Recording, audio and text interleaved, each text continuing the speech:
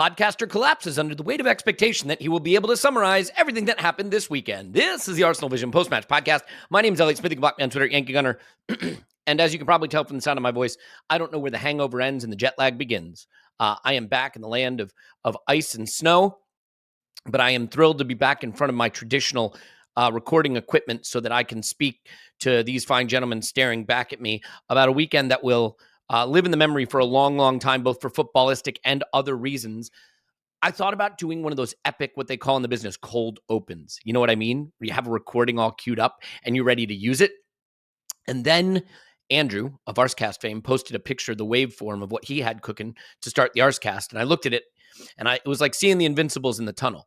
I was like, well, I don't know what that is, but I know I can't do it.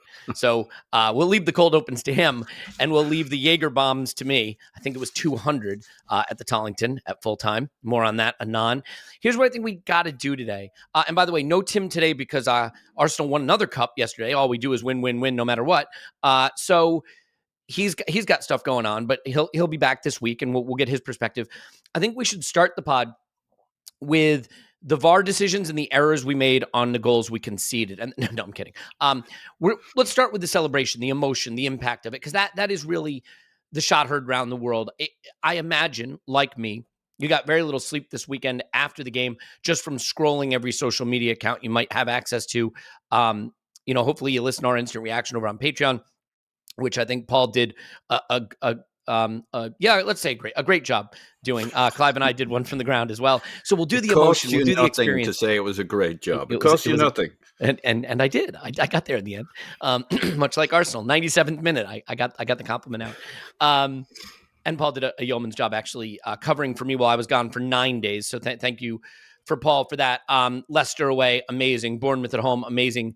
And then a trip in the middle of the week that was even more amazing. And you'll hear about that in the coming weeks. So we'll start with the emotion. We'll then get into the analysis of the football. We will try to have time for, it says here, Liverpool 7, Manchester United 0.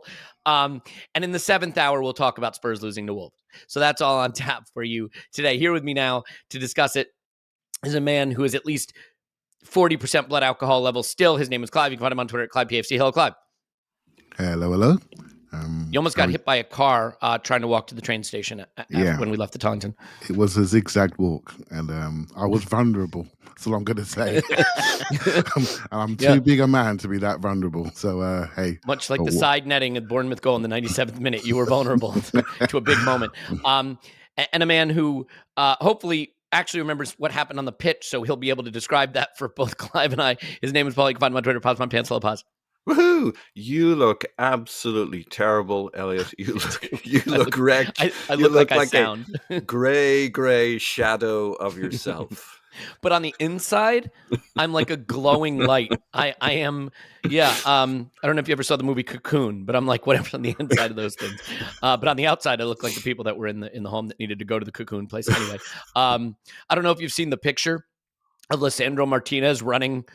I don't know where he's running while Mohamed Salah's attacking the goal and he's going another direction. And I don't know if you've ever seen the movie Top Gun, but it reminds me of the scene where he's like, he went this way, we went that way. It was like, where'd who go? It was great. Anyway, so can I add one thing, Elliot? Please. You guys kept sharing stuff and people around you kept sharing. It looked like Hangover 4. Obviously, that was a joke that many times was made. But then I noticed you were wearing a pink tie.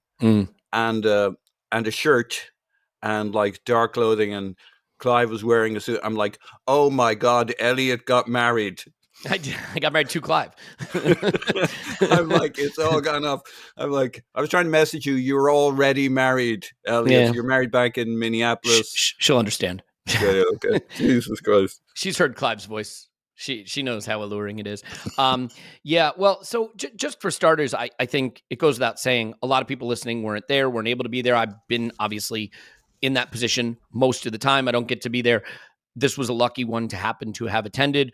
And there were so many new friends made over the course of the day. So to everyone who we did meet, who we did get a chance to sink a couple of Jaeger bombs with, who we did get to celebrate with and hug, a lot of hugging of strangers, lots of singing of songs. Just a special night. I'm glad we got to share it. But for those who weren't there, you're a part of it, right? When I'm not there, I feel a part of it with those of you who are. When you're not there, you're a part of it with those of us who are. And it really amazing. Paul, it sounds like you have more to add on this topic. Well, Clive, I'd like to share a little message you put in the WhatsApp the day after.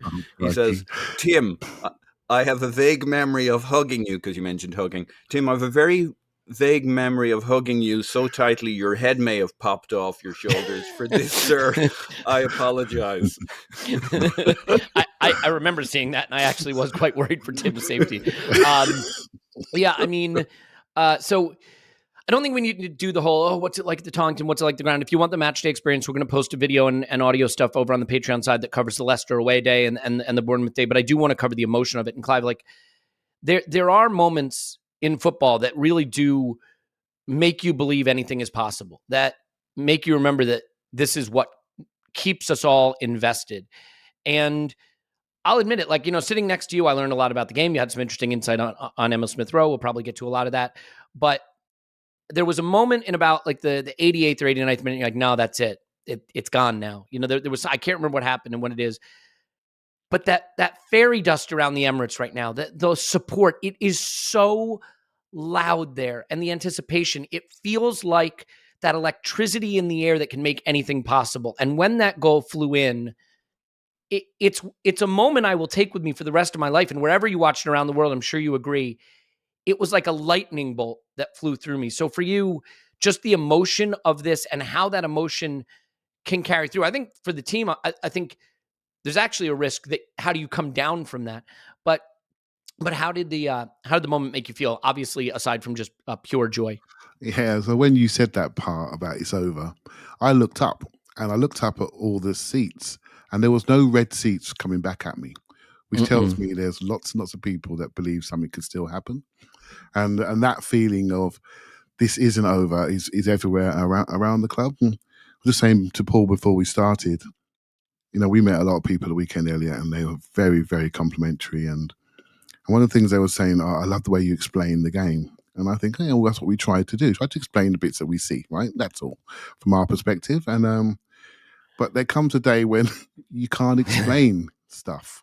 Exactly. And I've been thinking about this podcast for the last day and a half, and I can't explain why. Saturday is one of the best singular days of my life, and it's Bournemouth at home in February. That doesn't compute. It doesn't compute. And the reason why it feels that way, because it's a small part of a much bigger thing. And it's not just the football, but it's the people around it and the fans that support and support from within the club. It's everything. The way the players transmit themselves, the way they operate, the alignment within the team, the alignment within the club. I mean, I always say it, one of my sayings, one of my many sayings, you can't fool people. You can't fool people. They know what they're looking at. They know when it's right. They know when the balance is right. They know when people are in the room for the right reasons. They know, and they can look at this and say, this is worth following really, really strongly from wherever you are in the world. And there are many more people listening to this that don't go to games, actually do go to the games. So we're very cognizant of that. But Elliot, I think this one hit everybody, didn't it? Everybody hit the same. And I can't explain why, but it was just a wonderful experience. Yeah, it's ultimately the distillation of why you follow football, because you hope you get that. You hope, right? Like, I mean, I don't know what the season will bring, but I also don't know if I'll ever feel what I felt when that ball left Nelson's foot. And from the angle we had, you saw it arrowing right into the side netting. And there was that intake of air and then the release of a wall of sound unlike anything. And I mean, there are a lot of people that have mocked up the still shot of the celebration like it's hanging in the Louvre. I mean, Saliba goes to the corner flag. He thinks everyone's going there, realizes he's alone, turns back. Nelson's the calmest guy there is. Odegaard collapses. Gabriel collapses. 4 hands on head from the Bournemouth players, right? Ben White giving it big to their keeper who had punched him in the back of the head earlier. Just all around the scenes of madness. One of the funniest moments lost in all of this is Mikel Arteta casually high-fiving a young child before realizing that's a young child. What is going on here? I need to get this young child to safety. The other thing I love is when you look at who stayed out on the pitch after it was all over, And by the way, perfect time to score a goal because then we didn't have to suffer even one wave of attack going the other way, given that they had scored in 9 seconds to start the game and we scored in the last second of the game. But the Emil Smith-Rowe, right, subbed as a sub, could be a tough moment for him. He's one of the last guys out on the pitch celebrating. Gabriel Jesus is out there lifting up Reiss Nelson, and all I can think as I'm watching that is, nah, maybe we just put him down, let someone else pick him up. You just be careful now because we're going to need you. Paul, it is one of those things too. You make bargains with yourself, right? They score in the 9th second. You're like, well, they're Bournemouth. It's at home. We were always going to score at least 2. This is fine. And then they score a second. And there is that moment where you do the math. You're like, we need 3.5 an hour, and it starts to feel like maybe it's not possible. And then you get one back and you're like, we can definitely do this. You get to level with 20 minutes to go and it's definitely happening. And then the injury time board goes up. And I honestly think that was the first moment of the game where I thought, we might not win today. Like it hadn't occurred to me, really, genuinely, until that moment. And as stoppage time ebbed away, ironically, the moment that I thought we had lost it or, not won it was the Zinchenko kind of cross that leads to the corner, because you're thinking, why isn't someone at the back stick to just touch that home? It's right there. And then you're thinking the story's going to be all the VAR decisions again and everything. What was your roller coaster in terms of, I'm not worried. All right, I'm a little worried, but it'll be fine. Oh, we've got this. Oh, we've definitely got this. Oh, we may not have this. Oh, no, we don't have this. Oh, my God, we won this. Yeah, it was all that, and you've covered it perfectly, I think. My bargaining was, it looks like we're going to get a point towards the end. That we desperately need 3 points from this.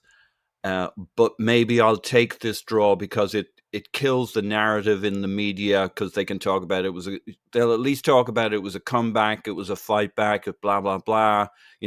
It looked like we had heart. It didn't look like we're like, we're now ready to cough it up. So I'm like, that's my bargain. 1 point is nowhere near enough. We need the 3 points. We need that momentum, but at least it kills the media doing the swing in the opposite direction. And then that thing happens. And like, we may well in this, and we certainly have on social media, given the referee an incredibly hard time, potentially well earned, given all of the plethora of 50-50 decisions, or however you want to split them in terms of the penalty, the box, the multiple penalties. I don't know if there's such a thing as a rotational penalty, but we kind of earned one here. Yeah. But I had this weird feeling in all of those emotions, this unpleasant feeling of feeling grateful to a referee that the added time was going and going and going, and he kept it going.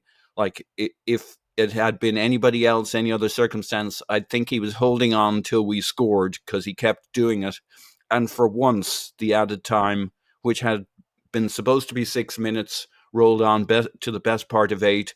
And like, fair play to the guy in that one thing. He added good on point, yeah. added time and some for the shit that went on after the beginning. How many times have we looked at the time and said, this doesn't add up, it makes no sense? So yeah, I feel strange to feel gratitude to the ref, but he did the most important thing in this game. Well, he gave us the chance to win it, and he gave us the chance not to be screwed out of it by Bournemouth. No, you're 100% right. And the irony is, if I could pick having any of the penalties or having the stoppage time so we win it the way we did, I'd rather win it the way we did. I mean, would I have taken a 4-2 with 2 penalties in the second half to make it comfortable? Of course I would have taken it, but I wouldn't trade this. Only football gives you this. And who would want to miss out on that celebration? You said Arteta with the child, the goings on. I think I saw a Pope on rollerblades. Arteta with the child. Yeah, a man wearing a tutu on a unicycle. Stuff you're like, where did that come from at the end? It was the noise, my God. I mean, you guys were in the middle of it, and maybe you're thinking it didn't quite transmit. Sometimes it seems like they don't turn up the mic at the stadium, and I'm thinking, do you want people to think that people are invested in games? Or holy shit! And like, You guys missed out in one sense. Normally, I have a tremendous envy for the guys who were at the game, and in particular you, Elliot, because I feel like the wife you left at home with the children. You left me Fair enough, barefoot yeah. and pregnant, and there you are off gallivanting all over town. Can't get hold of you for this or that or the other. Your And liver will thank you later. Not really, not on this day. And Yeah. you were just so filled up. There was so much stuff coming. The social contents were like, my cup brimmeth over, and everybody else's what a day. What a day. There was I think it was AFC Stuff or whatever posted a thread of global celebrations that if you can find it, I'm sure I retweeted it. It's brilliant. Clive, just in terms of the noise, I think that's my first Emirates game this season. And I think I'd had some concern because I do worry sometimes, in case you haven't heard that. In fact, I've got the mug. If you're not watching on YouTube, holding it up, that's why my friends call me Whiskers. But I think there were a couple games recently where I was like, I think the nervousness around the season is starting to transmit to the fans, and there was some edginess. There was no edginess here. It was loud, and it's one of the louder stadiums I've actually been in. And at full time, I mean, obviously the roar was extraordinary. So just in terms of atmosphere, you've been to a few games this season. How's that moment, that celebration, that noise compare with all the other moments? I mean, obviously United, amazing late winner. For me, being there, this eclipses it. But of course, I'm going to feel that way. Where's this rank for you moments in an incredible season? Yeah, there's a couple of moments that come close but don't quite pip it. Thomas Partey's curling shot into the roof of net against Spurs. That was quite nice. Yes, it was. Granit Xhaka's winning goal against Spurs. That was really nice. Funny enough, Martinelli's first goal against Liverpool. That was electric. That was electric. But Saturday, that's probably the loudest moment I've heard at the Emirates Stadium. And I've seen quite a few things. Did the Arshavin and that was quite a good one. But yeah, that was that's the loudest moment. And I can't explain it. And I can't explain it. I haven't got the date right. It's actually March, not February. It's good. Close enough. March is a short month. It's basically still March. February, That tells you how many days I've lost recently due to this game. I feel like you go to a really, really good party and you have a really, really good time and you walk around the next day smiling to yourself, thinking, oh God, that was so good.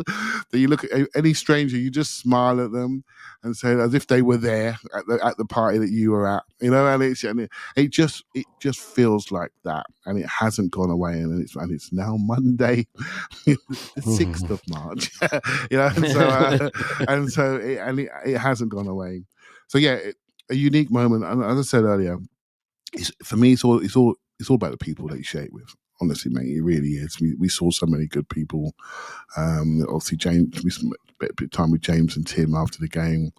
That's the ones that people will know. But there's so many people that come up, and the genuine kindness and warmth still astounds me to this day. And I know, Paul, you've experienced that before last year, but trust me, it's exactly the same. And we are incredibly fortunate to do what we do, to have that type of Just to be feedback. clear, Clive, had we dropped points at home to Bournemouth, though, I would have been kicked out of the country, and people let me know that. So it was on a razor's edge there for me for a moment. Well, you are now welcome back, right? And there you go. And you are now welcome back. And it was, and I've done this a few times, but I don't know why that felt so unique. It just felt so unique, and one I'll never forget. Never forget. Yeah, the kind of day where just believe anything's possible, and this team has delivered so many moments like that. And I realized, look, we may win the title, we may not win the title. There's still a lot to do. The season's already given me more than I could have expected or asked for in terms of moments that I remember. Because, you lift the trophy, you have the open top bus parade, you hang the banner, and then it's over. And then you think back on the season. I don't think any of us will struggle to think back on this season and remember incredible moment after incredible moment. And it's like, I remember getting ready to board the plane, so hungover to come home, not wanting to leave, but not able to stay, for fear of what it would mean to me physically, and thinking, how am I going to get through this flight? And then to spend it scrolling my timeline, and that's 2, that's 3. Oh, it's 4. Oh my God, it's 5, 6. there's 7. It was just because I couldn't watch the game, the Liverpool United game, but all I could see was the updates, and it just kept going. They kicked the extra point and they got the 7-0 win. So yeah, like really extraordinary. We will start to turn the ship into the game. But Paul, you have a thought there?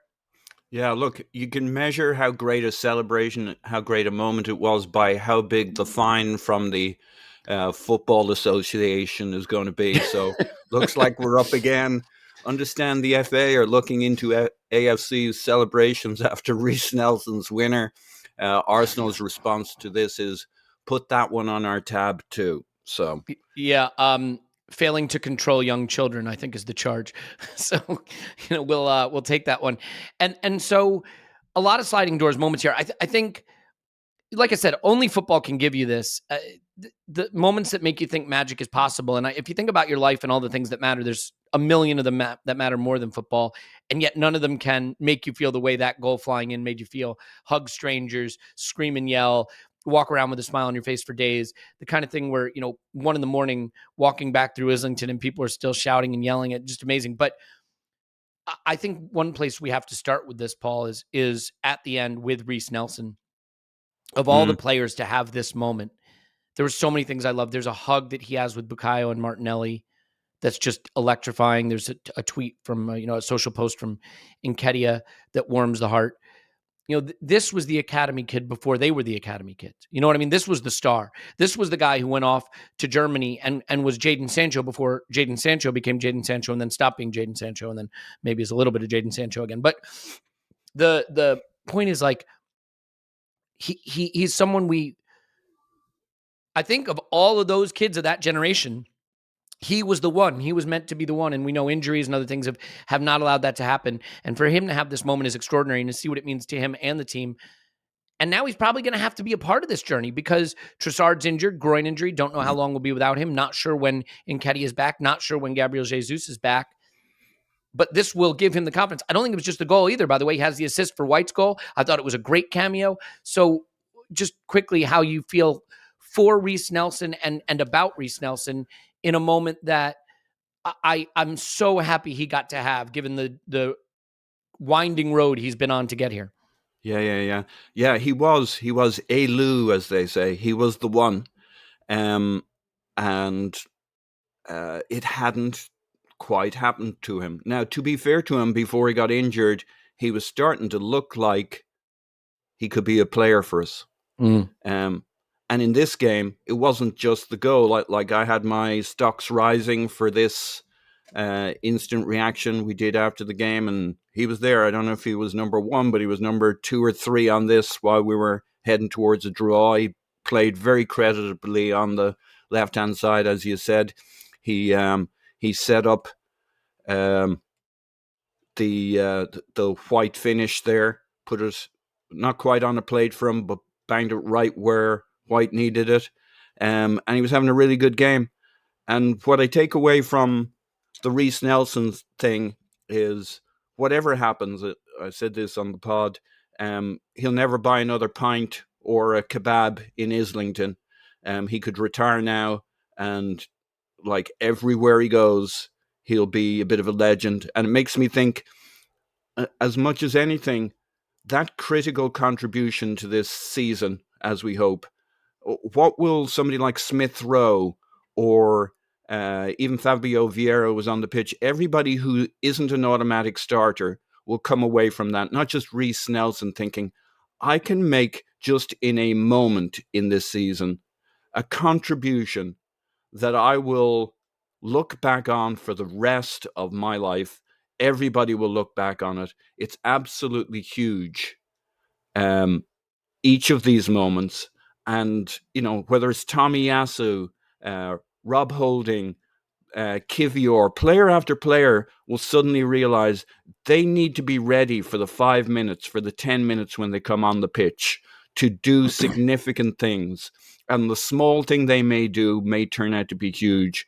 And, that was my reflection yesterday, that so many of these guys in the extended team, we're not going to win this with the first 11 or the first 14. That's how you look at seasons.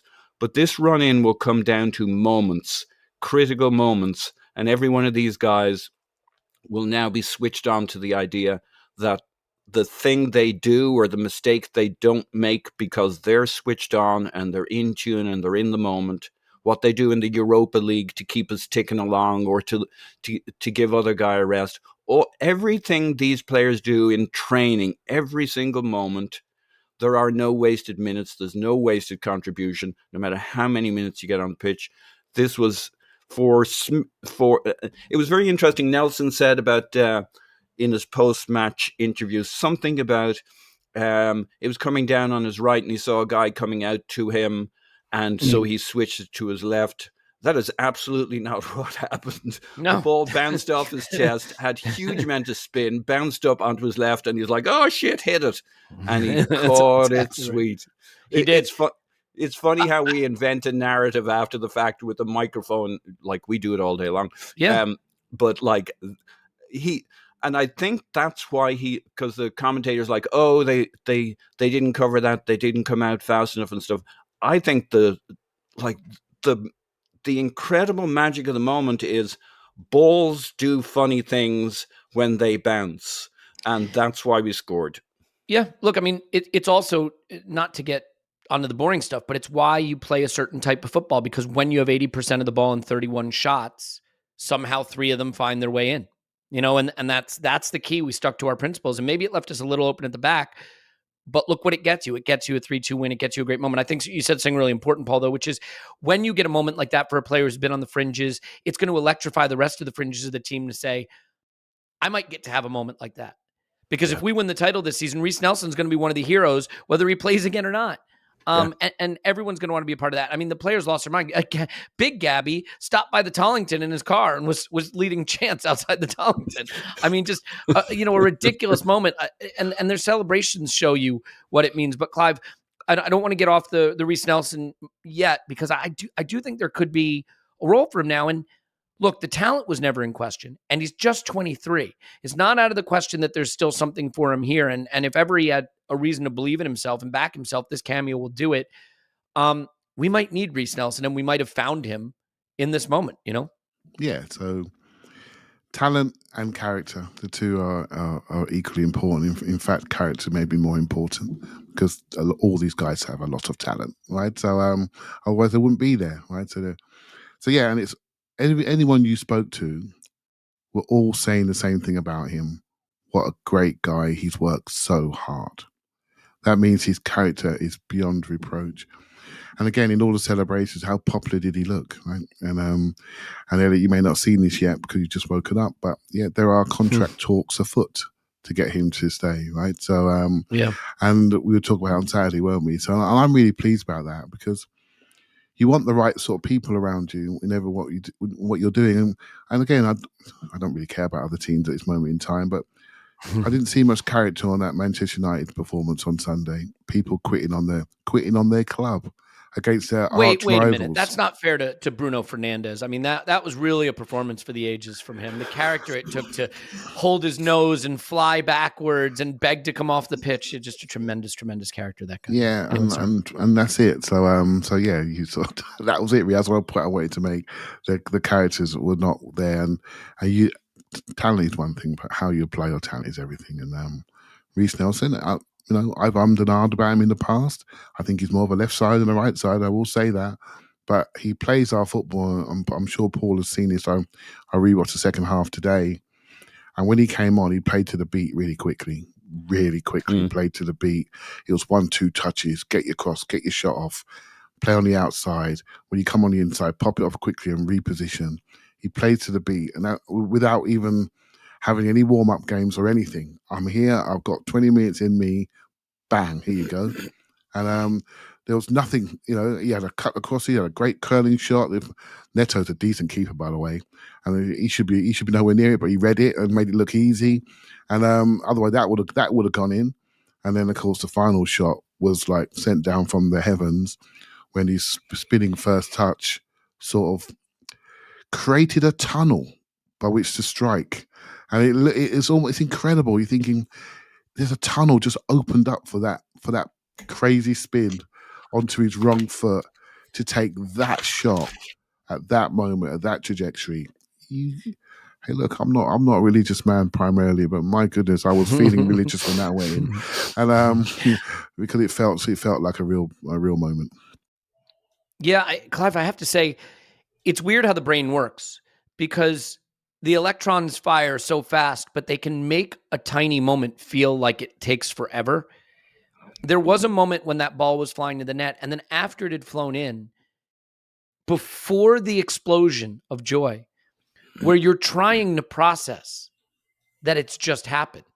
I can't really explain, like, the intake of breath before the eruption is one of the best moments in the world. The dawning realization of what's just happened. And sometimes football feels artificial and manufactured, especially when it comes to content at times, right? You have the meme makers on social media, you have the narrative drivers on Talk Sport, you have the outrage machine and Richard Keys, right? And sometimes it gives you something so genuine and so authentic. Look at the player's reaction. Look at Gabby collapse and Odegaard collapse and Saliba run the wrong way and Mikel high five a child, and like that moment before you realize it, the eruption, the reaction, it's as authentic and pure as it gets. And it's funny because where I was during this week, I got to be around some people that don't have very much in their life. And I saw a young girl about 13 years old score a goal that means nothing to anybody in a place where football should mean nothing to anybody. And she reacted to scoring that goal in the same way Arsenal reacted to this goal. It is a thing that connects us all without even being able to describe it. Clive? Oh, well, I listened to you talk there and completely forgot what I was going to say. I'm so sorry. Okay. Yeah, I saw you had something, and then I just kept going, and then I blew it. I'm sorry. Well, Paul now has his hand raised, so we'll see if Paul can remind himself of what he was going to say. Paul? Yeah, I'm going to have a stab at saying what I think Clive was going to say. Oh, there we go. Look, I want to pick up on that point and maybe take issue with the earlier point you made, which is, there's so many other things that are important in life compared to football. But like, if that's true, how come, as Clive said, we walk around thinking about football all day long, every day? It leaks into every crevice of our life. We're paid by employers who have us 9 to 5, 5 days a week, and 50% of the time we're thinking about football while we're being paid by our employers. I hope they don't listen to this, Paul. Yeah, there is a huge. You're doing what?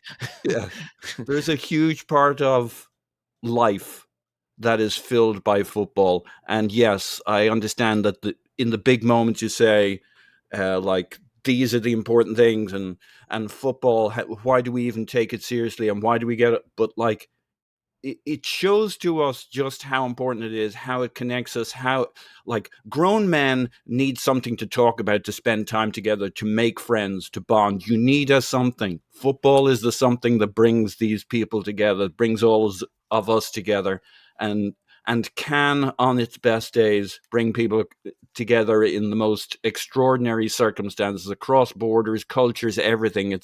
It's the great connector and leveler in so many ways. It's the world's greatest sport, blah, blah, blah. Football's really, really important. It just is.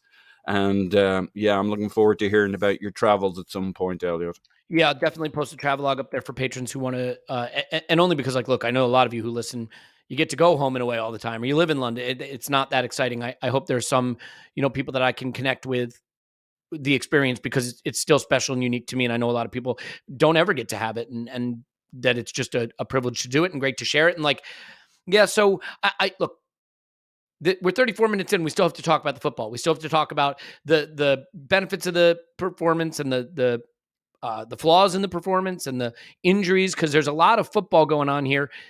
And then somehow we have to save some time just to have one more really deep guttural laugh at United. I know there's some people that are struggling to enjoy United losing 7-0 because we have to go to Anfield. What I will say is, don't do that. Don't deny yourself. When the football wants to give you joy, take the joy. So yeah, Well, Clive, before we row back to the beginning, do you have some final thoughts on the sort of meta components of this? Because we need to get into the actual X's and O's, as they say. Well, on the game itself, yeah, I don't know. I watched the second half this morning, and it's a difficult game to sort of analyze because the game state was changed after 10 seconds. Do you know what I mean? So straight away it becomes attack versus defense exercise. So, and that changes everything. So wherever our plan was at the start, it becomes really crystallized into something else. But watching the second half, I will say there are some players that maybe I didn't quite catch on the instant reaction that really said we are not losing. Right, and one of those was Thomas Partey. Actually, he just went to a different place in that second half, and I was too racked with nerves to see it clearly. He just went to a different place of accountability and leadership and play and effort and recovery, because we were leaving ourselves very exposed. So he was very, very, very good on the defensive transitions. Very not like Bruno, shall we say, very good on the defensive transitions. And getting us going in attack, scoring the first goal. I mean, it was an incredible performance from him. But there were many others performances that were bubbling just under the radar. And within this game, there was some. Now we're talking football again, right? Get our heads down on it. Yeah, let's get into it. Within this game, and I want to see Paul gets this because he was a little bit more detached and had his marbles together, right? So within this game, he's shaking his head. No, I wasn't. There was some evolution within this game. And Gabriel Martinelli was evolving in front of our eyes and changing how we play due to his attributes, physical and technical attributes. He gave us things that I haven't seen from any of our centre forwards, and I include Jesus in that. And if you are looking for within this fog, this drunken fog that we're still coming out of, if you're looking for a window into the future. Well, I know we got his kid signed up, but I'm so glad we have him signed up because he gave us a window into what he can be. I mean, he was coming short, he was spinning, he was out wide. He played an absolutely tremendous game in circumstances when the game plan changed for him when Trossard came off. So I thought it was an outstanding performance from a few people. And there are more, which we'll get into. But I thought those two, I just wanted to give them a shout out because I thought they were both excellent. Yeah, I mean, I in the instant reaction, I specifically called out Thomas Partey for praise, and I think there was some negative reaction to that. I think people said that they felt that he had a poor game, and I think some of that came from his culpability in the goals we scored, which we could debate some of that culpability, but he scores the first goal, arriving at the back post. He's alive to it, and he finishes it beautifully. The second goal is all him. I mean, it's all him, and Ben White's first time finish is brilliant, and the Reiss Nelson cross is lovely, but Thomas Partey undresses like 5 players to get to the spot and then pick out Nelson to create that goal. I do think he was really, really good in this game. I also think Martinelli did great. I feel bad that he wasn't able to keep that shot under the bar, the one he blazed just over, because that run would have been just another iconic moment from him. I think it's important too, Paul, because if Martinelli can play center forward, that would be really handy, given that I don't know if Nketiah is going to be fit for Fulham or Sporting. I don't know if Gabriel Jesus is going to be fit for either of those. I don't know if when Trossard will be back, but you have to assume it's a 3-weeker. It's a groin injury. I think we may be looking at Saka, Martinelli, and Nelson as a front three, if not in the short term, maybe even the intermediate term. So thoughts on Martinelli getting a shot there, and if we may have to see that for a game or two or beyond? Yeah, I think so. We did a couple of stock risings in the post-match, and I'm glad you guys have homed in on Partey and Martinelli. I think they were my two. I thought Partey was huge in the second half just to keep it ticking along and under control. He drove us forward. The second half was a game in which we could have got immensely frustrated at flattering to deceive, semicircular passing, and he never let it get to that. Partey was always decisive. I thought Martinelli stepped up immediately to the challenge. He's a guy that you can play in any 3 of the front positions, and we do. If Saka needs a rest, Martinelli will get switched to the right-hand side. I think his work rate as centre forward was phenomenal. Jesus-like in terms of dropping in, constant running, always giving them something, and then maybe something that nobody else does, spinning in behind and making those runs. Really aggressive stuff in both directions. He never, ever stopped. And I like every now and then you'll hear a comment at the end of a game that Martinelli looked tired. I don't think that's right. I think Martinelli is one of those guys who has a second, third, fourth, fifth, and sixth wind. He'll just keep going, which is why he'll often be the guy who gets subbed before Saka just because you need Saka on the pitch for what he brings. I don't think it's ever really fatigue with him. He's the bunny who just doesn't. What are those batteries? The Energizer Bunny. Energizer Bunny. Like he just doesn't stop. He stepped in here flawlessly, and in a sense, we lost nothing apart from we lost him on the wing. I think Smith Rowe did a very credible job for a guy who hasn't played for a while. I think he did pretty well. I think there were a set number of minutes in him, and that we needed something a little extra, and that's why Nelson came in when he did. And like, we're starting to have options. Unfortunately, we're starting to lose a couple of options too. So there are some worries there, obviously. How quick can we get Jesus back? How serious an issue does Trossard have or not? But, you know, a quick comeback from Trossard, what's that mean in football? It never seems to be a few days with our guys, but a groin injury surely isn't a few days. I know they said precaution, but shall I give you an update? Yeah, please, Paul. Because I'm a little bit ahead of you time zone wise. Yeah. What's the update? Clive's our podcast expert on groins. Go ahead, Clive. I've always thought so. I actually pulled my groin watching the game, so that tells you how robust these athletes are. Pogo jumping is not really what I should be doing at my age. So anyway, basically, he could be back within 2 weeks. He might miss Sporting, but not much thereafter. So that's just broken in the last sort of hour or so. So maybe not Sporting. Back before the international. Not Fulham, not either Sporting game. Well, Sporting game he might miss on Thursday, but it's open thereafter. So we'll see. Got it. Well, and I think it is good because, like, ultimately, I think Martinelli can play center forward. I think he showed that he can play center forward. But I would imagine after the international break that we will have Gabriel Jesus back. I wonder if they'll try to hold Trossard out that long. I don't know. We'll see. Well, there was another update, Elliot, that you missed, and that Jesus was actually warming down with the substitutes. And so at the end of the game, the substitutes tend to do normally penalty box strides, we call it, and they go, but actually what I didn't realize, they actually do a small-sided game as well. And so to keep them sharp, and Jesus took part in that on the pitch after the game. So that tells you something. I wonder if Fulham are going to see a little... the return of Jesus. Now, it works both ways. We're getting close to April. So I think what we need to do is we need to go back to the beginning. We need to get to some of the moments that led us to where we were in the end.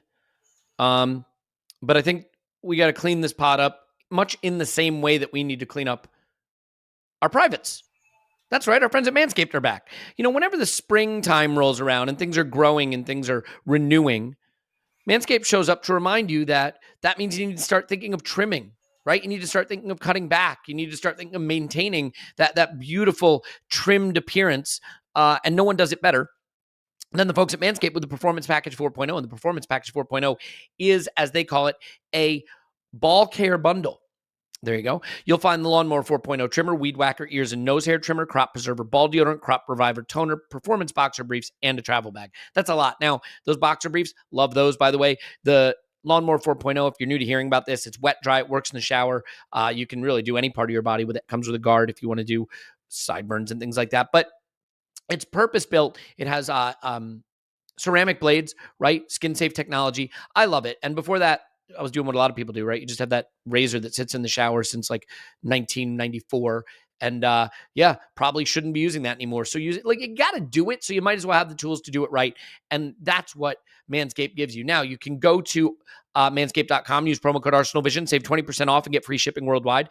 20% off and free shipping worldwide with promo code ArsenalVision at manscaped.com. 20% off and free shipping with code ArsenalVision at manscaped.com.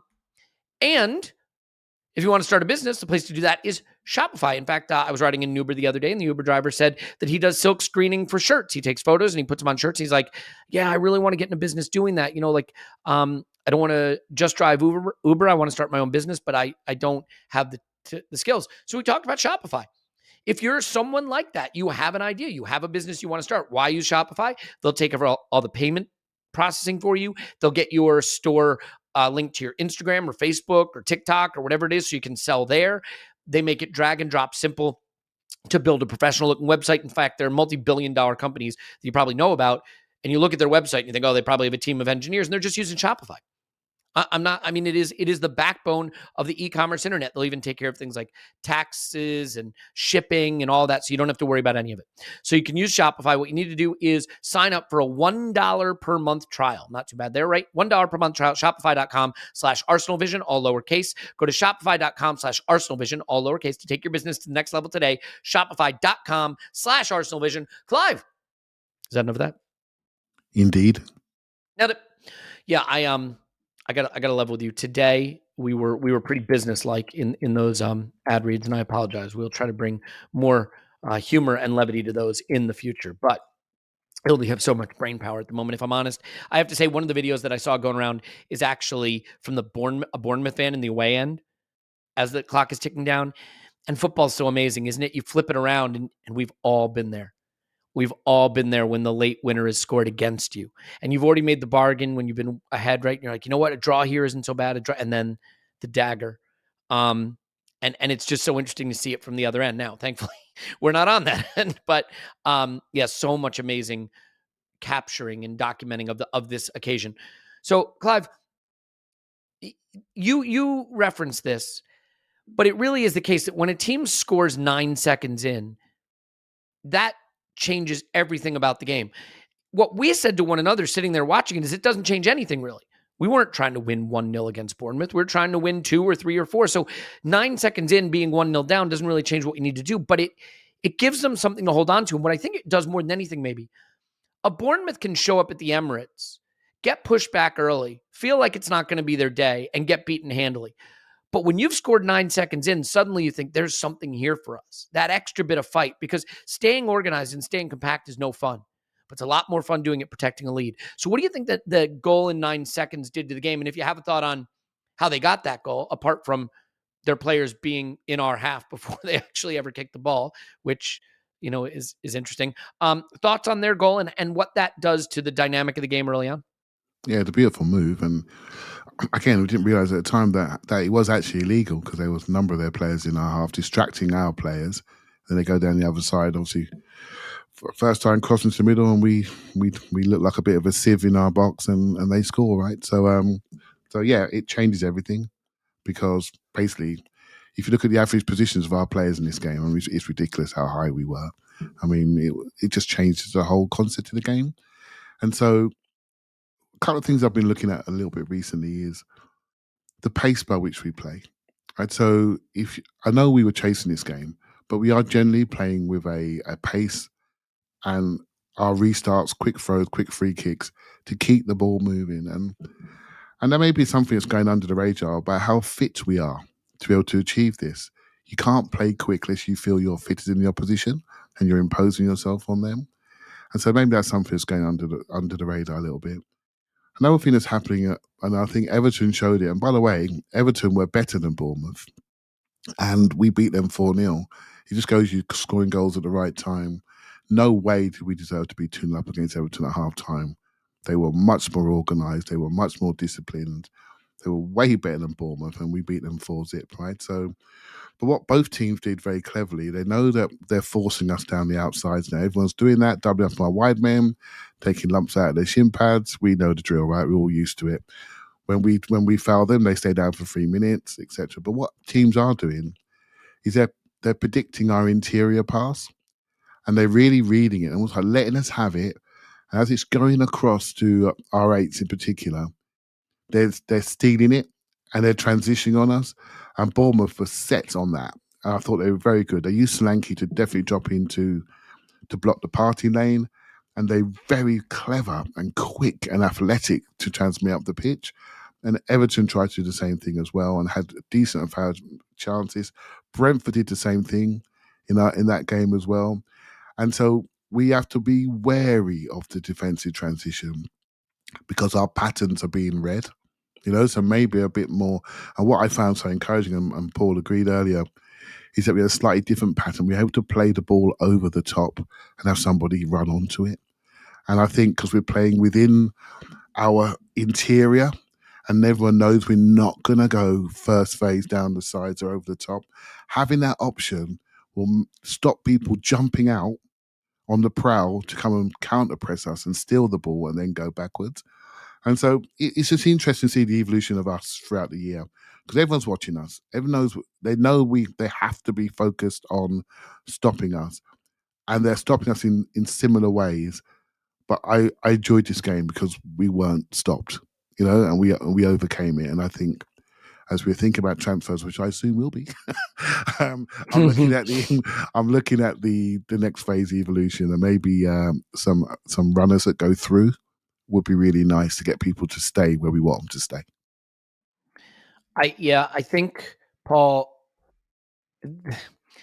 it is difficult, right? Because when you get down early, you are handing the team not just a way of playing. Like Bournemouth, we're going to play that way anyway. But I think you are handing the opposition a bit of fight, right? Not to go full soft factor, but the level of concentration and fight required to defend, 80% of the time, to have 31 shots conceded, to do that, it takes a lot. And part of that comes from belief that you'll get something from the game, and the goal gives them that. But I do love the way we play because I think ultimately, yes, you're going to leave yourself vulnerable. And yes, Aaron Ramsdale has to make an absolutely extraordinary save or we don't get this moment. But you see the benefit of playing the way we do because eventually if a team is pushed that deep and eventually if you take that many shots and eventually if you dominate the territory that much, more times than not, you win the game. You don't always, as we saw like with City and Forest, but more times than not, you win the game. Do you think that conceding that early, though, allowed Bournemouth to be more engaged in the job at, the mission at hand in a way that they may not have been had that game been 0-0 and we were just bombarding them early on? Yeah, look, this is a game where, like many other teams, they'll come here to the Emirates having some level of hope at the start of the game, but it ready to be fractured as soon as we get our first goal and as soon as we show we're on it. And the problem every time you give the goal away is we lose that opportunity for our fast starts to put them under the cosh and for us to cruise a little bit in the game. Obviously, them getting this goal suddenly goes from we have some hope to we have plenty of hope here. We played pretty good in the first half, but we played sloppy. And I think it wasn't until the second half we really started to consistently string our play together. Unfortunately, they got another goal just to make it, just to give them a little extra hope to the point where they thought, okay, this is going to be their day. So like, we've been really, really good until recent times of getting that first goal.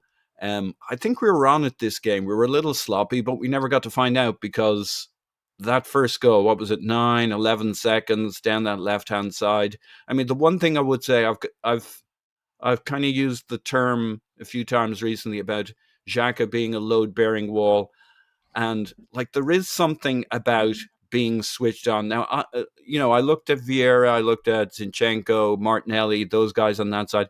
I don't think any one of them individually did anything wrong. There's no like, oh, if Xhaka had been there or if this guy had been there, like that wouldn't have happened.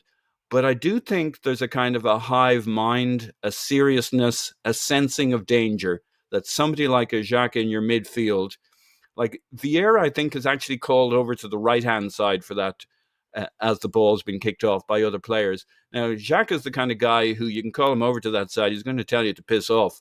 He's going to stay where he senses vulnerability. And I don't think you get that same defensive nous. Now, I don't want to turn it into the Xhaka debates. Like, I'm all for getting a better player in almost any position on this pitch. I'm all for getting other guys in the mix, getting Vieira his time and his opportunities. I'm all for rotations. It shouldn't have been a problem in this game. It was kind of a bit of a freakish goal. Even Gary O'Neill in the interview afterwards said, yeah, we had this idea. We didn't think we were going to score from it, but we thought it was a good idea, basically, to get them down the pitch, maybe get a corner. I'm filling in the gaps. Like the ball just ran beautifully for them off the back of Gabriel's heel, right in front of the guy. 19 times out of 20, that doesn't happen. They don't get a goal from it. But still, it felt, I said in the instant reaction, and I don't get this angsty feeling all the time. As they kicked off and played it down that side, I'm like, oh, I don't feel good about this. Is this one of those incoming goals from nothing? It just felt so soft, even though no individual player did anything specifically where you say it's on that guy. Yeah, like to your point, I don't want to get into the debate. I'll simply say I don't think Vieira does anything wrong in this game. I think he had a fine game, and I think that because we were down, there will be a narrative, understandably, that this is why you don't take Xhaka out. Sure. I don't actually think that has anything to do with how this game played out, but I understand the instinct to go there. And like, I think Vieira was fine. I think Xhaka's fine. I think whoever we pick to start any game is fine. I don't actually think that position on the pitch is the story in this game. And I think there's a little bit of just good fortune, as there always is with any goal, but to how this one scored, because it kind of squirts through, I think, the player it's intended for. And I think, that leads it to get through and get the goal. It's and well worked. How it squirts through. I mean, the angle it takes, it's like this dead zone where the ball's just sitting there. I mean, how like it's very bad luck. On the other hand, and it's poor defending too. It's it's a little of both. Like they waltzed down that side. I mean, they just waltzed down. By the way, the funny thing is, I haven't heard a lot of discussion of this. We should be level 3 minutes into the game. Yeah. I haven't seen that back. Have either of you guys seen that back? Where Saka has a chance, right? That he blazes over from it hits close the range. Keeper's chest, I think. I mean, the goal, apart from the goalkeeper in the way, the goal's at his mercy. Yeah. And given the goal he scored the last game into the top near corner over Pickford, like he has a lot more net and time to hit here. That's not a criticism. Like it's always difficult scoring past a keeper, but like the goal is at our mercy. Between, I think it's Odegaard might have had the first pop, but and then we don't really create, I don't think, a clear-cut chance for a while. And Clive, I mean, they did do the thing that teams are doing, right? Which is pack the middle, force us out wide, and see if we can beat you from a wide position, which we struggled to do. How do you look at the way the first half played out? Not crisp enough from Arsenal, or just really good, compact, low block defending from Bournemouth? One thing you kept saying to me as we're sitting there, Everton were better than Bournemouth, but somehow we're losing this game. And we were 2-0 up at halftime to an Everton that were much better than this Bournemouth team were. Yeah. And like I said, they had a good day at the office, right? They scored a very good first goal, near not the second goal. Yeah, but they got maximum reward for their for their times in our box. So after we scored, I think it'd make it 2-2. Solanke had a great shot that Ramsdale saved with his feet. Massive save, right? We could not deal with going behind again. I think that would have been traumatic for us. And so yeah, I didn't rate Bournemouth, if I'm honest with you. I didn't rate them. I didn't rate how they approached that game. But they're a window into what teams are doing, and it's the same window that we're seeing. And but I do like how we're overcoming it. And the selection of Vieira was maybe part of us thinking how we're going to overcome it. Have a little bit more dexterity in top end of the pitch, because we're going to have a little bit more of the ball and we want to create something. So give the guy the start to get him going. And again, I watched that one this morning, Elliot, and there was a little bit of one too many touches, shall we say, on occasion. And I think what Vieira lacks is cohesion, not quality. It's just cohesion with the group. It's just that, what we do have is one brain football. And actually, just before Vieira comes off, he's actually playing really, really well. He just runs out of puff, and Xhaka comes on for the end part of the game. But it was an energy reason for him coming off, and he was starting to move and float and play less touches. Easy coachable stuff. He's got a great first touch, second touch. A couple of his crosses were a little bit floaty for the keeper, but I really liked the bubbling performance with him. I really liked it, and some of his recoveries are really good. If he loses it, he gets it back. So he's got the right mentality there, good reactions.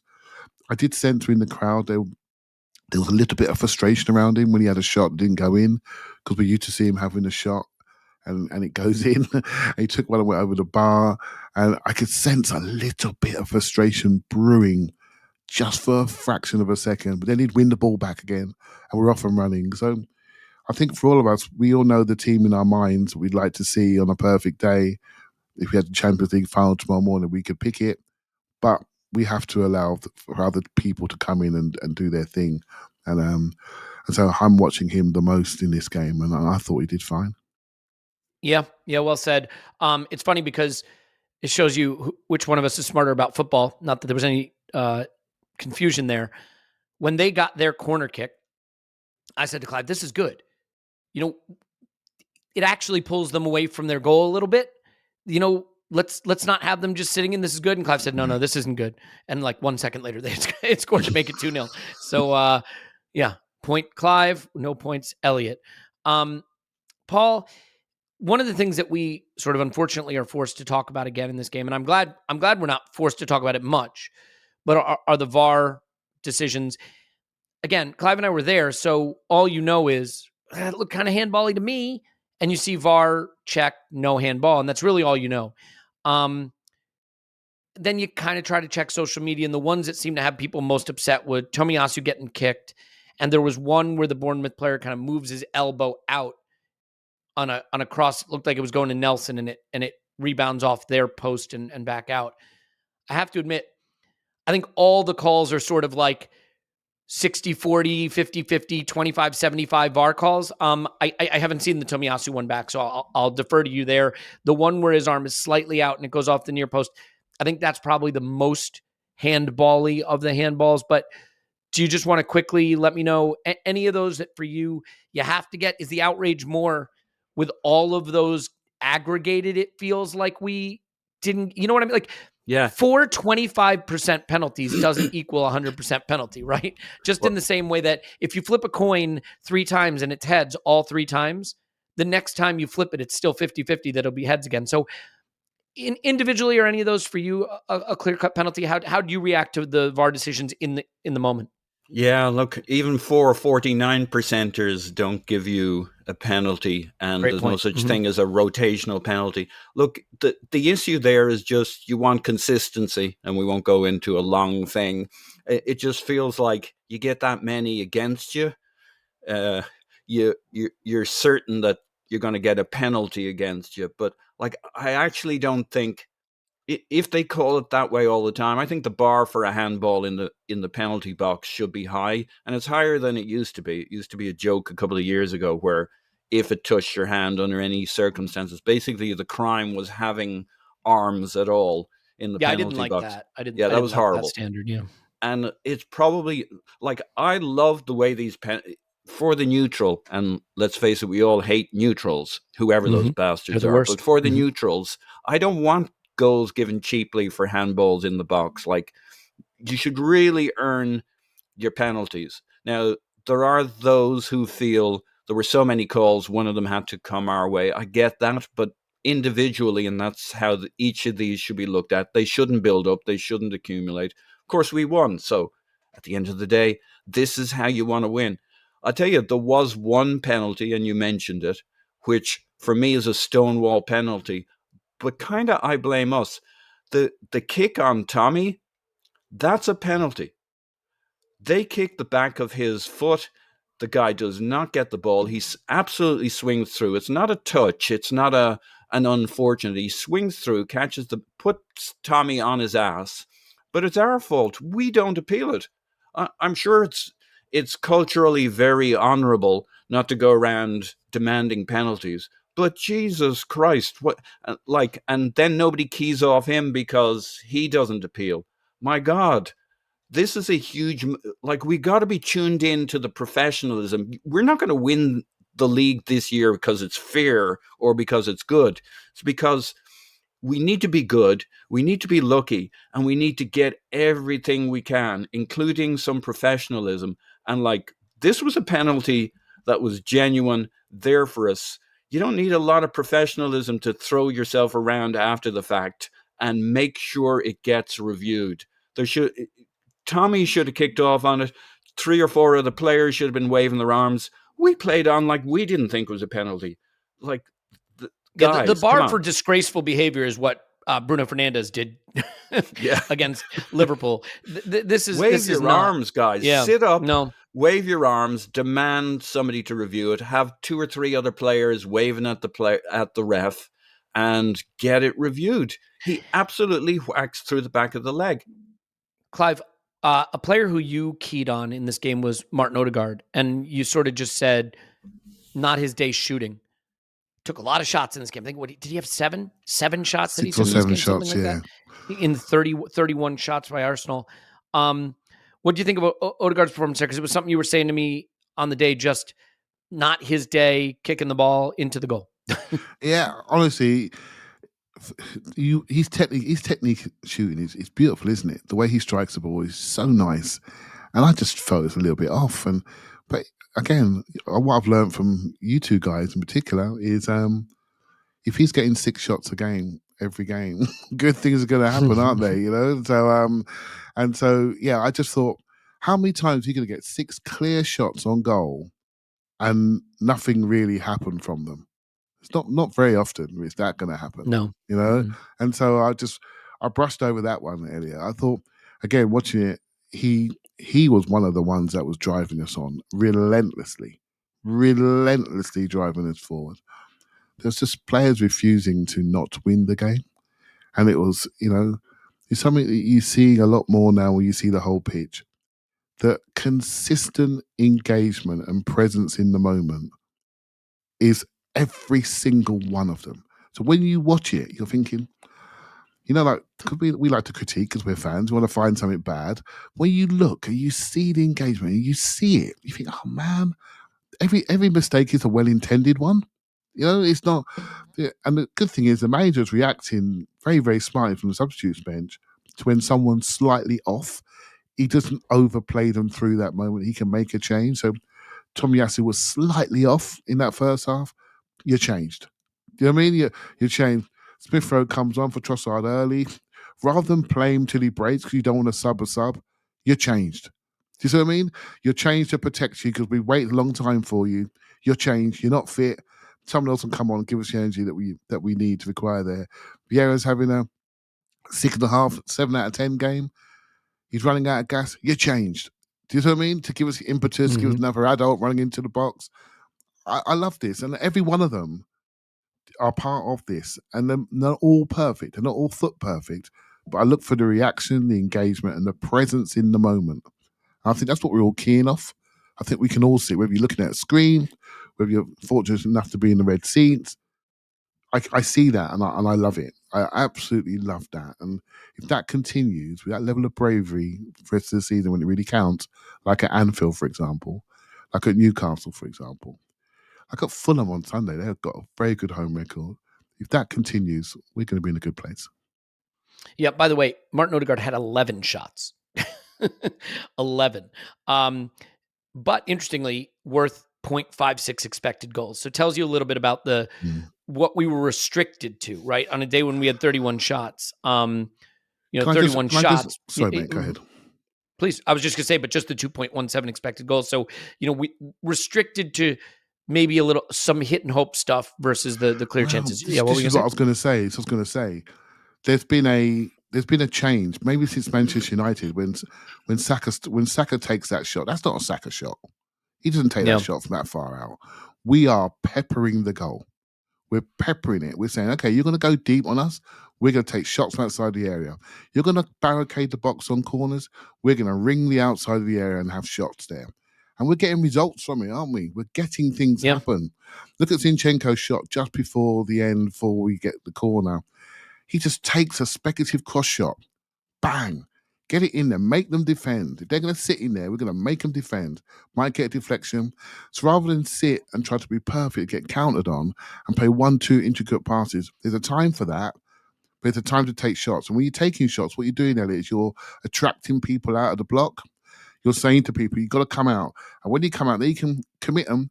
Then you do your 1-2. So I do think the shots volumes and the shots, I think it's by design. I do, because we're taking a lot of them now. And I think it's working. The results are telling us it's working. Yeah, by the way, we also had 17 corners. And I thought it was interesting because we did put the ball and we went back to the sort of low, flat, near post approach. Bournemouth were really deep on corners, and I thought there were more chances to take short corners than we did. We had some that looked pretty good. So just when teams sit that deep, frankly, there are a lot of different ways you can try to break them down. Like, I do think, to Clive's point, taking shots from distance, when they're that deep, you get a deflection, the ball falls to someone's feet, things like that. Paul, a couple of moments to call out. We called out the important Ramsdale save, but let's do the goals here, right? Because we haven't really talked about them. I want to talk about Ben White's. That's a hell of a finish. Like, I don't see. I mean, I know it's his first goal and it was huge and it gets us to back on level terms. That move is brilliant because Thomas Partey draws three people away. He beats them all. He gets it to Reiss. Nelson puts in a beautiful cross, but it still needs a lovely first-time finish. I think that is a fantastic goal, kind of lost in the chaos of the day. Yeah, it's he arrives. He maybe, because he's a fullback, he's arriving from a little deeper. Huge credit to Thomas Partey because we come through the middle, so we pull them narrow. They all get contracted. Reiss Nelson has a little space to get his cross off. Great cross across the box. We had something like, on top of our shots from distance and the corners, we had something like 35 crosses plus or minus a couple. So we're like spamming the box. And you can say, well, we should take quality shots. We could, you can only work it into good position so many times before the fact that the opponent sees what you're doing means they just contract and keep a shape. And you got to take shots. You got to put in crosses. It mightn't be distance shots, and distant crosses might not be how we want a game to play out. But if you don't start spamming them, then you're going to get into circular passing around the box, frustration, the crowd getting antsy. Every now and then you got to take a pop. You got to bang in a cross. You got to wait for the roulette ball to land and see if it pops into a good spot. But this goal is made by Thomas Partey picking up that ball, dribbling past three players, swinging it to the left for Nelson, and then White taking that moment, because he really should get a good, you got to get it on target. He gets power. He's basically hitting it on the half volley, if I'm remembering right. Blasts it. It was one of those, is it over the line? It looks 50-50 whether it's over the line, but you see the video from the side view that they show you afterwards, and it's well over the line. Powers it through, gets us going, the momentum starts, and we push on, basically. Really, really well worked goal. Down the middle, left, right, blast it through. Yeah, and I want to say, I feel great for White there. I think White has not been flawless post-World Cup. We need him because, in my view, I don't think Tomiyasu's the guy. And I'm just going to do this lightly because I don't want to bring the mood down. Maybe Tomiyasu becomes the backup left back next season if Tierney's going to be off. But I think the reason Tomiyasu was such a player of the season candidate last season is that we defended more and had less territory. And Tomiyasu was a wonderful defender and a lovely technical player. I don't know that he's a final third fullback. And where we play now, it's a slightly awkward fit. I don't think Tomiyasu's been very good, if I'm going to be honest, in the last several weeks, and in particular, really the way he impacts the attack. White, Odegaard, and Saka have a lovely understanding.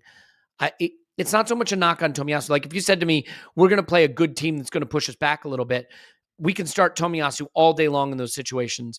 And I realize he made the error that cost us potentially the game against City, but I still trust him in those situations. I don't know, Clive. I think Ben White has a little bit more of the understanding in the final third, a little bit has developed into more of the kind of fullback we need in the territories we occupy. So I'm happy to see him get the goal, and I think we're gonna really need him at his best. Yeah, it's a question of form, right? So let's bring you back maybe 3-4 weeks when you were discussing Martinelli's form, right? Mm-hmm. Yeah, we were not discussing him as the player, his form. But what about right? style? Yes, Martinelli's form was a concern, but I was never concerned about his style. Is Tomiyasu a fullback for the kind of football we play right now, do you think? Is he a fullback for this game state is the question you should be asking. Yeah, right? all right. Yeah, that's fair. I think this game state that's why this game was defined by the first 10 seconds. And conceding after 50-odd minutes from a set piece. You're talking a different game now. All the rules and all the coaching papers are thrown out. Now this is attack versus defense drill. And we want people running around the outsides, literally on the cinder track, around the outside. Can you get around? Different game, different players required. We'll talk about game state. This is a day for a peak Hector Bellerin, isn't it, really? It's what you're talking about. Yeah. You're talking about someone who just don't care about defending, just runs forward, right? So you're looking at Hector Bellerin as a classic attacking, overlapping fullback. Ben White's developing his fullback game, and Tomiyasu's much more of a centre-back, right-back, traditional fullback that blocks his man, marks his man, and blocks the side. We didn't need a side blocking, right? We needed something else. We needed intricate football, and we needed real touch. And there were some challenges there on occasion. It was all a bit quick. So I got no concerns about him. You know my thoughts. I would have him as a left-back, easy. I'll have him as a right-back, no problem. It doesn't concern me. I can see Arsenal centre-back too, by the way. He could be, if Holding goes and it's him and Kivior backing up Gabriel and Saliba, sure, why not? He could do it. Again, he seems on the boat to me, completely engaged. And I don't worry about him at all.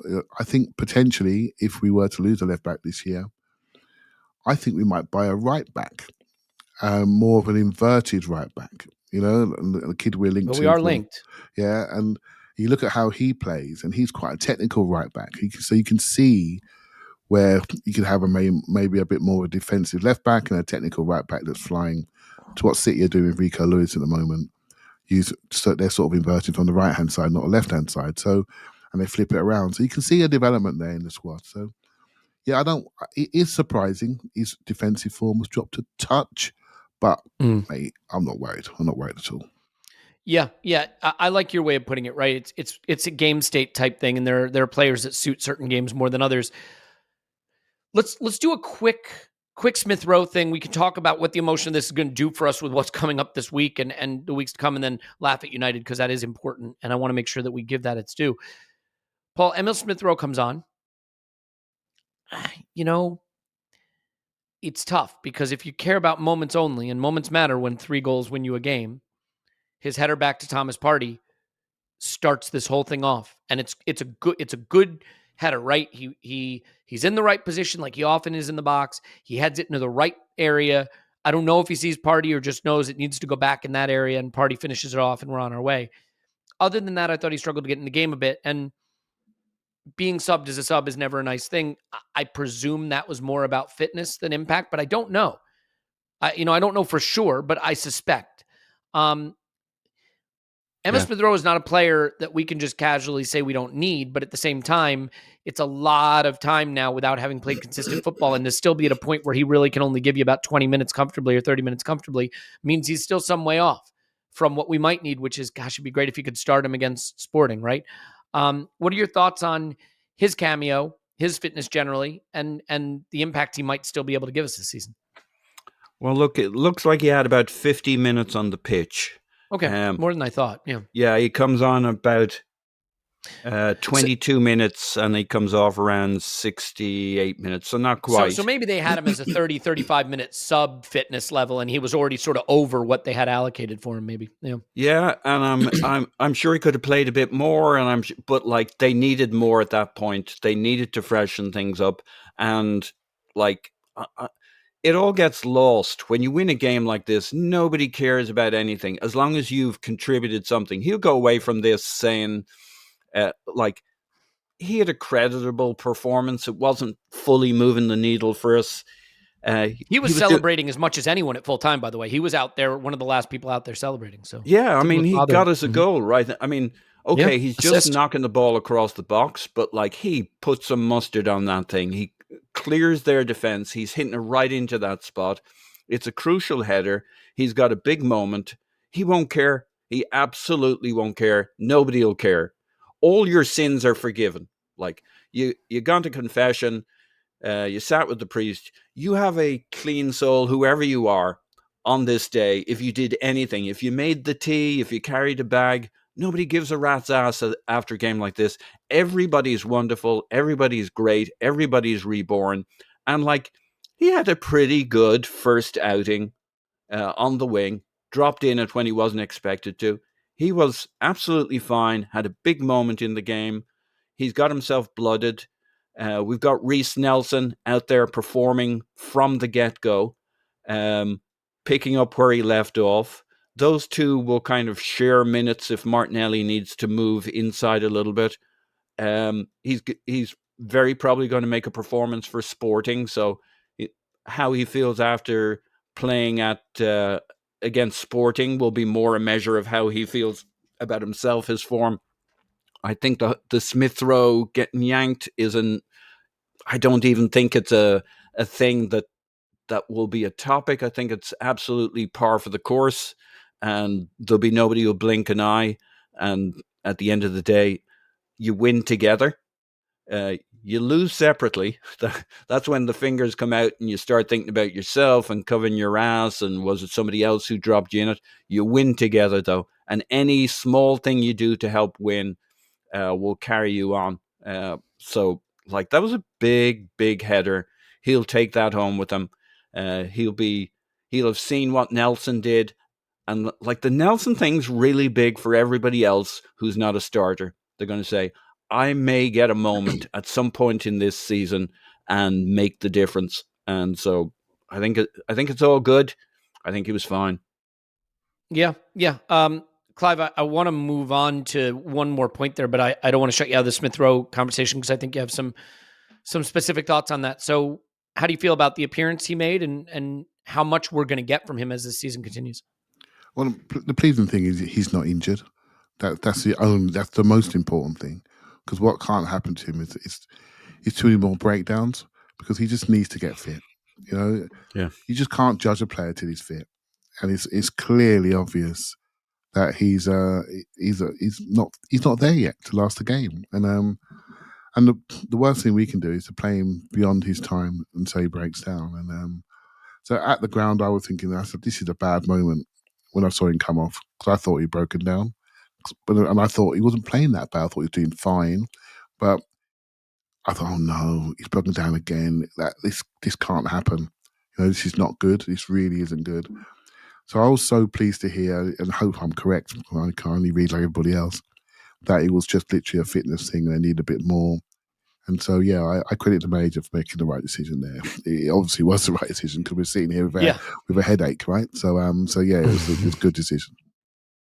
So let me shift gears to this. We covered all the emotion. We covered the final moment. There will be very, very, very few days that stick with me the way this one will. Obviously tremendously special, but you play in the Europa League Thursday. You play again Sunday against Fulham away. No Paulinho in that game, which could help. So that's his name, right? Did I just name a person that actually exists, right? I think so. Paulinho, Still a bit jet lagged and hungover. So what I think is interesting is we look back to the Valentine's Day win over Leicester all those years ago, when we thought this is the turning of the tide in the title race. And what happens after that is we lose to a mediocre United team and then drop points to Swansea, and that was that. Huge emotional moments can feel like a culmination, and the problem with the culmination is it can leave you in a deficit of focus and energy for what's to come. So, Clive, in terms of Mikel, I think we're very, very lucky to have Europa League next. Because it's kind of like you get the feel of another game under your belt before you got to go play Fulham. It creates some distance between this moment and the next. These big joyous moments can be, I think, really hard to follow up on, because it almost feels like you did it and you haven't done anything yet. So what are your thoughts on how Mikel makes sure, and how the players make sure, that this incredible high is not like a sugar high where you crash after, but a propulsive high that can keep us pushing on in the weeks to come? Yeah, it's been a worry about the emotional levels around why we all feel like this. It's been a little bit of a worry, but actually, I'm flipping on this a little bit. Gary Neville's been talking about it. He says it's too emotional, Arsenal, it's too emotional. But I'm thinking, nah, mate, I think you're getting this wrong. I think sometimes emotional events can drain you, but I think I'm with where Paul is. I think this emotional event will add to more people, will make more people want to be part of this. I think it will lift us. I think we've got the room. I think we've got the maturity and the mental focus for this not to drain us, but lift us. And at the moment, the Emirates is like one big nightclub, right? It feels amazing. And maybe having a couple of, a bit of time away from the nightclub, but still having to do your job would be a good thing. I think just having that time away might be to sort of mentally reset again and say, let's get back to work. God knows I needed it. Yeah, let's get back to work. We're on a plane out to Portugal. Let's get back to work. Let's do our work. Let's get our football going. Let's refocus. Let's reset again and play just a normal game of football, because Fulham will be hard. But we know Fulham. We know where they are. We know the journey. We know our away fans are going to be there in full voice. So yeah, I think a little bit of time to decompress is good. But I'm not worried about the drain. I don't think it's going to drain or take away the focus. I think it's going to lift Elliot. And I don't know. I'm not sure where Saturday fits from a season-defining moment or not. I'm not there yet.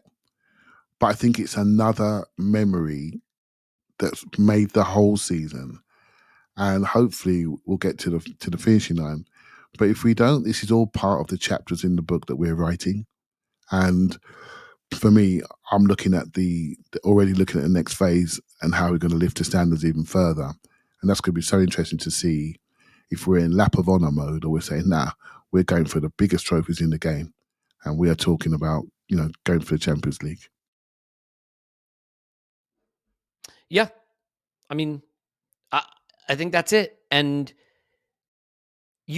this is the reality. You know why the celebration mattered as much as it did? You cannot drop points at home to Bournemouth in this title race. There will be ups and downs and surprises along the way. You cannot drop points at home to Bournemouth. And it is just that simple. And by not doing that, you can ride the roller coaster a little longer, right? Because I think we've got to remember, Elliot, this is a very young team. Mm-hmm. To tell them they should feel a way that they don't feel, like some grizzled old guys who've been there before, done it before, it's their seventh run in, like, you got to let it out. Now, we want a bunch of 1-0s and, 2-1s and manage 5, 6, the games. 7, 10. Yeah. I don't want any 1-0s. Those are the worst. No, but a Paul, game like this, I mean, come on. It was huge. Everybody saw, well, actually, all sorts of people didn't see it. We're like in stealth mode. I mean, that's the biggest thing going for us. The hype will be kept down because nobody's seen our games in the UK where it's closest to the action, which is kind of a travesty. Also, the other sweet thing might be, I don't like the idea that Liverpool beat United, get a 7-0, and that's all everybody's talking about. But it's a very good thing that that's now what people are talking about at this point. Ours now becomes a 3-2 for us, and the media doesn't get near. We are at least sharing the oxygen. I would say that's getting even more of the oxygen, and we might think, well, where's our moment in the sun? But this isn't the moment in the sun we want. We want that moment in the sun at the end of the season. I think that's a great cover for us. Well said. To bring this down to just a thrilling win that people will talk about in the context of, but let's talk about how United's gone tits up and, it's all spilling all over the place. And Ten Hag's calling his team out, and will they still need to do great? Thank you. We can now turn this into a normal game, a normal result, special for us, but we don't need the media hype taking it to new places. Let's play distractible and let's get back to winning games. But yeah, we'd love a few more 1-0s, 2-0s, and we'll get some of those. But like the youngest team in the league, like youngest manager in the league, the crowd invigorated behind this, there's going to be energy. There's no way out of that. Yeah. And like the whole argument of, oh, I don't trust them because they've never won it before. No one's ever won it before until they've won it. Like that's how that works. So I don't know, completely ridiculous. Let's just finish with this. I'm worried, Clive, and I worry. I'm worried. How to put this? I'm worried United might not win the quadruple this season. That thought has crossed my mind now. Somewhere between the 5th, 6th, and 7th goals flying in, maybe just maybe Eric Seven Hogg is in trouble here. They have been dying to crown this United team. Have you enjoyed anybody getting smacked down this much in years? 7-0 is an embarrassment. They have had consecutive seasons of going to Anfield and losing 5-0 and 7-0 at Anfield. Eric Ten Hag with his famous quote this season, what was it? Eras come to an end. Well, maybe, just maybe, Klopp had that one up on the wall. 7-0. And Bruno Fernandes did everything in his power to get off that pitch before full time. I don't know. I guess they thought that the League Cup was the only thing they had to play for this season, but that is an absolute abject disgrace, and I love every second of it. Yeah, I don't do Schadenfreude too much, but I will say on this one, I leave that to Paul, who's an absolute expert, and he's revving up to get stuck in right now. So basically, I think with Manchester United, what I don't like is the early crowning of them. Really, when they do anything that's remotely good, they get crowned of the best of. We have the best one here. We have the best here. And I'm thinking, mate, when you're not that good. I watched some of those games. Rashford's been carrying them massively. He has been unbelievably good, and I was hoping they'd drop the ball on him, but looks like he's going to have to stay there now. But I'm not having their back four at all. The goalkeeper chooses when he plays. Can you tactically explain to me where Lisandro Martinez was going when he just decided to make a left turn and run away from Mohamed Salah? Yeah, he's a player that I'm really disliking, actually. I don't like the way he sneaks up on people and smashes people when they're not looking, and I don't like his style. He has to get physical. When he's not at it, that's what happens, because then he has limits. McTominay, what we talk about here, Casemiro, he's a good player, but can't play every 3-4 days and carry that lot on his shoulders. Bruno does 57% passing, completed 11 passes in the game. Congratulations to Casemiro. It took me a while to know he was playing. Bruno plays when he likes, does what he likes, shouts what he likes, pushes lines when he likes. He does everything. And when the club was in disarray, he snuck in and got himself a new contract and just signed it. They need to do something about him. If I'm them, if that's your captain, you're sending the wrong message. And we know all about this, don't we? They haven't got the forwards they need. They've overspent on a wide right player, and they've got Rashford, who is an outstanding player, an outstanding individual, and he has covered a lot of cracks for them. And so I'm glad they've met their moment, because they were starting to worry me a little bit. And I can't live for another half decade or decade or so of Manchester United getting far too many plaudits and the game being defined by them and their manager. That can't happen. So yeah, Liverpool, thank you very much for this morning. I owe you two now. Spurs in the Champions League final and Manchester United 7-0. I thank you for both of them publicly. And with our thanks and our gratitude, you can just take the day off when we come to Anfield. Clive, I appreciate you leaning into some Schadenfreude. Paul, I'll give you a final shot at it. I don't know if you've seen it. Mark Goldbridge is a YouTuber who does United stuff. Probably know him. There's a moment where he just left his chair and went and sat and sulked on the back, I guess, shelf behind his chair and sat down. And there's a hilarious still image of just like the little hints of a sad Goldbridge face behind his chair in the background of his set there on his YouTube set.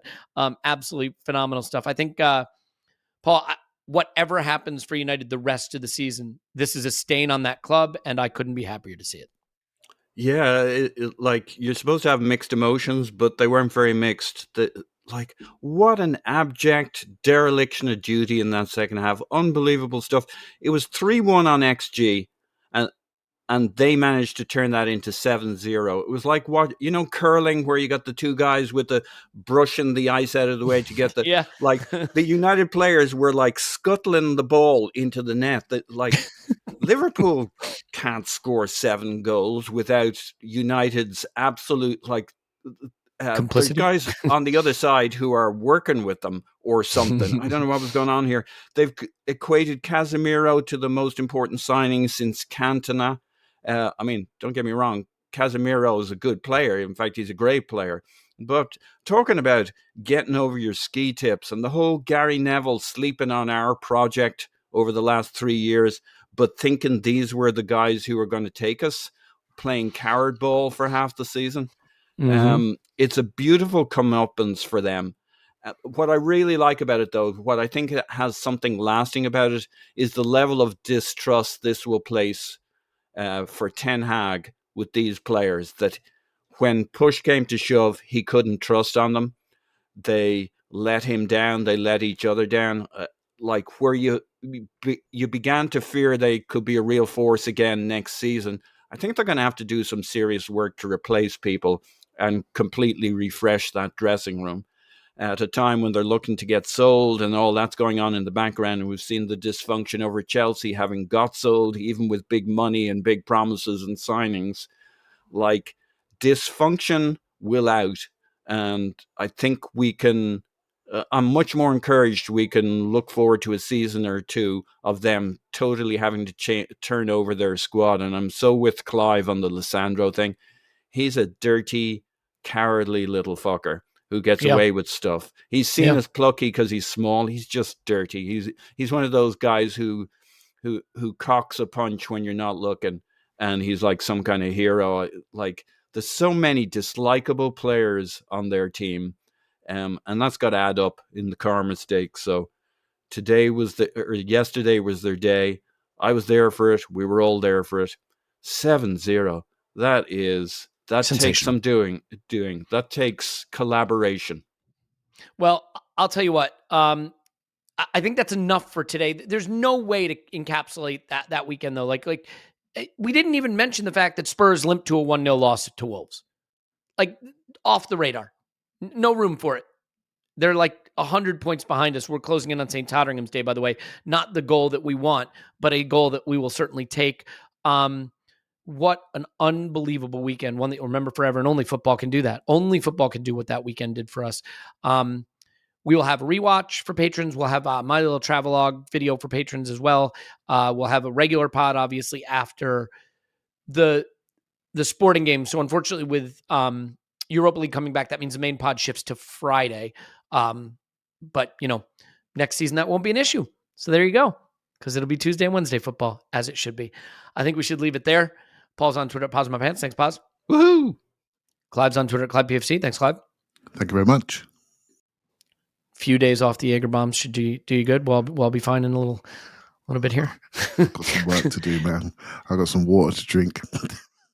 I hugged a lot of strangers, I'll tell you that much. And also, like, I don't know how there aren't tears in your coat, because I was like pulling at your coat and shaking you violently with it to the extent that I have the force in my body to do that. Okay, we'll leave it there. We love you so much. Thank you for being here. Thanks for being a part of this. Thanks to everyone who came and said hello over the weekend. And for those of you, obviously who couldn't be there, thank you for being here in any way you can. And I hope everybody gets to have a moment like that. And there'll be many more moments like that this season, I'm sure. So we love you. And we'll talk to you after Arsenal 10 Sporting No.